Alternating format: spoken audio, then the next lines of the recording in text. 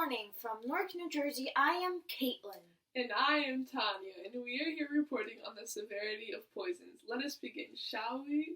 In 2014, the 55 U.S. Poison Control Centers provided telephone guidance for nearly 2.2 million human exposures. While young children comprise a disproportionate percentage of the cases, poisoning affects all age groups, the highest peak between 1 and 2-year-olds. But poisoning in teens and adults are much more serious.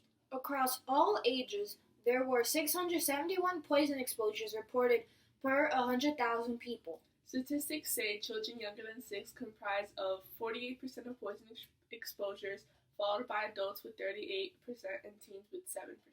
Across all ages, 79.4% of reported poison exposures were unintentional.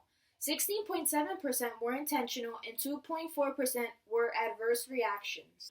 99% of exposures in children under 6 were unintentional, but in teens only 37% was unintentional, 61% for adults. For more information on statistics for poisons across the United States, please visit the website on the screen. Furthermore, we'd like to continue with a bit more information on a few different types of specific poisons with detailed information on them. To begin, alcohol poisoning. There are several risks to a person from alcohol poisoning, including an unconscious person risks inhaling and choking on vomit.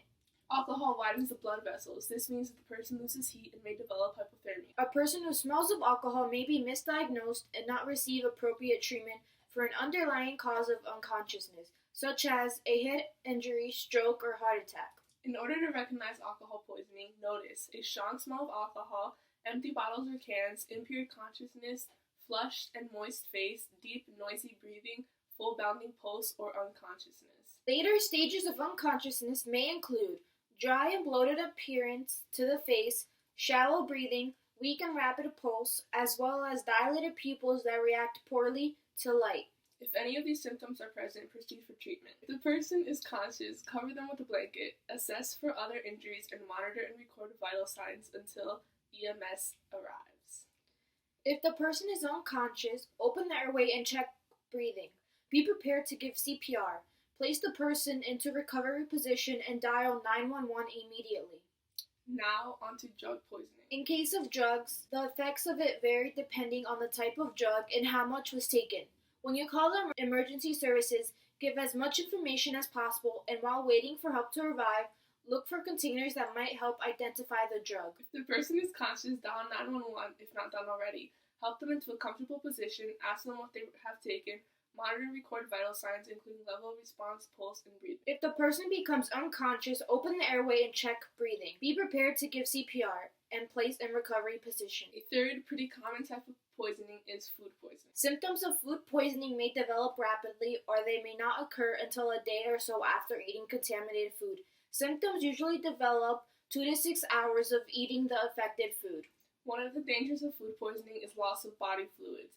Dehydration is especially serious in the very young and old and may result in treatment in the hospital. The host of food poisoning may be vomiting or nausea, cramping, abdominal pains, diarrhea, headache or fever, features of shock, and impaired consciousness. To treat it, advise the person to lie down and rest. Give them plenty of fluids, dial 911 if the condition worsens.